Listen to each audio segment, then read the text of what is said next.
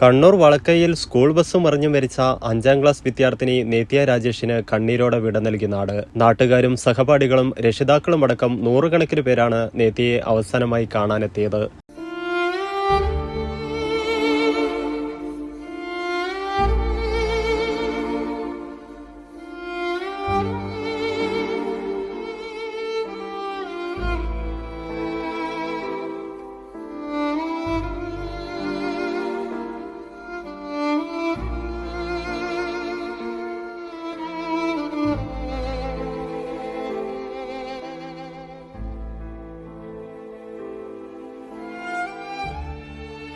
സ്കൂളിലെ പുതുവത്സര ആഘോഷം കഴിഞ്ഞ് അനുജത്തിക്ക് ഒരു കഷ്ണം കേക്കുമായാണ് നേത്യ ഇന്നലെ വീട്ടിലേക്ക് പോയത്. കളിച്ച് രസിച്ച അതേ സ്കൂൾ ഹാളിലേക്ക് ചേതനയറ്റ ശരീരവുമായി മടങ്ങിവരവ്. നടുക്കം വിട്ടുമാറാതെയാണ് കൂട്ടുകാരും അധ്യാപകരും നേത്യയെ കാണാനെത്തിയത്.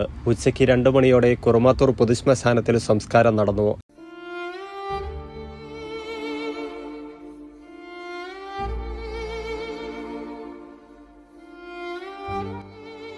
അതേസമയം അശ്രദ്ധമായി വാഹനമോടിച്ചതാണ് അപകട കാരണമെന്നാണ് പോലീസിന്റെ കണ്ടെത്തൽ. ബ്രേക്ക് പൊട്ടിയതാണെന്ന ഡ്രൈവർ നിസാമുദ്ദീന്റെ വാദം മോട്ടോർ വാഹന വകുപ്പ് തള്ളി. ബസ്സിന് യാതൊരു സാങ്കേതിക തകരാറുമില്ല എന്നാണ് പരിശോധനയിൽ കണ്ടെത്തിയത്. അപകടമുണ്ടായ അതേ സമയത്ത് നിസാമുദ്ദീൻ വാട്സപ്പിൽ സ്റ്റാറ്റസ് ഇട്ടിരുന്നുവെന്നതിൽ വ്യക്തതയ്ക്കായി മോട്ടോർ വാഹന വകുപ്പ് സൈബർ സെല്ലിനോട് വിവരം തേടിയിട്ടുണ്ട്. നിസാമുദ്ദീനെതിരെ കർശന നടപടിയുണ്ടായേക്കുമെന്നാണ് സൂചന.